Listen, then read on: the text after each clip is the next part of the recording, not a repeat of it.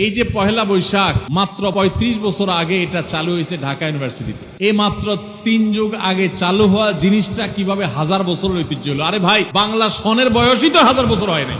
এই মিথ্যুকরা, মিথ্যাবাদীরা বলে এটা নাকি হাজার বছরের ঐতিহ্য। জন্মই হাজার বছর, সনের বয়সই হাজার না, সেটা আবার নাকি হাজার বছরের ঐতিহ্য হয়ে গেছে।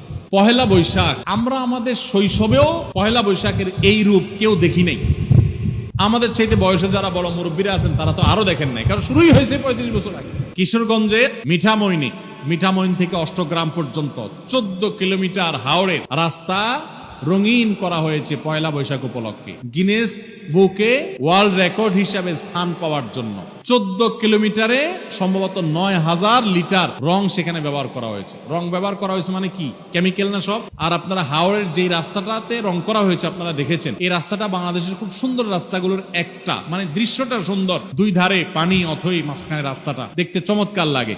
তো এই যে রংগুলা, এগুলা ধুয়ে কোথায় যাবে? হাওড়ের পানিতে যাবে না? তাতে তো পানির জন্য, মাছের জন্য খুব উপকার হবে। কি বলেন? রঙের গ্রান, কেমিক্যাল, এগুলো মাছের স্বাস্থ্যের জন্য অনেক ভালো না? এই যে রাস্তায় রং করছে, মানুষের ঘর বাড়িতে রং নাই, বাসের রং নাই, পাবলিক পরিবহনের রং নাই, ট্রেন গুলার রং নাই, সিল সপ্পর সালবাকলা উঠে গেছে, অবস্থা খারাপ, কোন শ্রী নাই, রূপ নাই, জায়গা মতো রং না করে কোথায় রং করতেছে?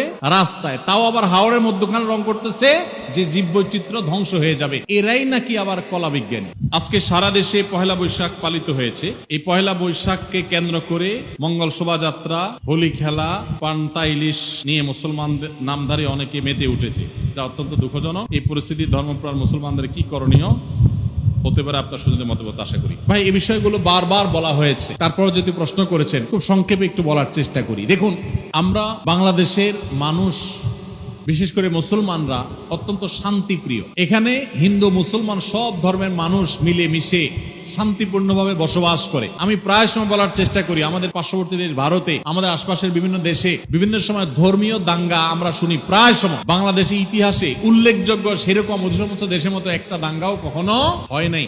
এখানে মুসলমান এবং হিন্দু, অন্য ধর্মের মানুষ সবাই মিলেমিশে থাকে। এরপরেও মুসলমানদের উপরে নানাভাবে হিন্দু ধর্মের বিভিন্ন কালচার, কৃষ্টিকে চাপিয়ে দেয়া হয়, কখনো বাঙালিয়ানার নামে, কখনো একটা ডাহা, মিথ্যা, হাস্যকর কথা হাজার বছরের ঐতিহ্যের নামে। এই যে পহেলা বৈশাখ মাত্র ৩৫ বছর আগে এটা চালু হয়েছে ঢাকা ইউনিভার্সিটিতে। এই মাত্র ৩ যুগ আগে চালু হওয়া জিনিসটা কিভাবে হাজার বছরের ঐতিহ্য হলো। আরে ভাই, বাংলা সনের বয়সই তো হাজার বছর হয় নাই। এই মিথ্যুকরা, মিথ্যাবাদীরা বলে এটা নাকি হাজার বছরের ঐতিহ্য। জন্মই হাজার বছর, সনের বয়সই হাজার না, সেটা আবার নাকি হাজার বছরের ঐতিহ্য হয়ে গেছে। পহেলা বৈশাখ আমরা আমাদের শৈশবেও পহেলা বৈশাখের এই রূপ কেউ দেখি নাই। আমাদের চাইতে বয়সে যারা বড় মুরব্বীরা আছেন তারা তো আরো দেখেন নাই, কারণ শুরুই হয়েছে ৩৫ বছর আগে। আমরা পয়লা বৈশাখে দেখেছি হালখাতা, তার আগে খাজনা উঠানো। হঠাৎ করে এটা আমদানি করে হিন্দুদের চৈত্র সংক্রান্তি, আশ্বিন মাসে রান্না করে কার্তিক মাসে খাওয়া, বিভিন্ন প্রাণীর মুখোশ এগুলো নিয়ে যাওয়া, বিভিন্ন অশুভ শক্তি থেকে পানা চাওয়া, আশ্রয় চাওয়া। এরপরে পয়লা বৈশাখ উপলক্ষে কি একটা গান গায়, অগ্নি স্নানে শুচি হোক ধরা। মানে কি? আগুনের গোসলে পৃথিবী কি হোক? পবিত্র হোক। আগুন দিয়ে কি পৃথিবী পবিত্র হয়? কোরআন বলে আগুন হলো পাপিষ্ঠদের শাস্তি দেওয়ার মাধ্যম। এটা কি পবিত্র হওয়ার মাধ্যম? এটা হিন্দু ধর্ম মতে হতে পারে। তো খুব দুঃখজনক বিষয় যে সারা বছর জুড়ে হিন্দুর যত পূজা অর্চনা আছে সবগুলো একসাথ করে বাঙালিয়ানা ট্যাবলেট দিয়া মুসলমানদেরকে খাওয়াই দেওয়া হচ্ছে।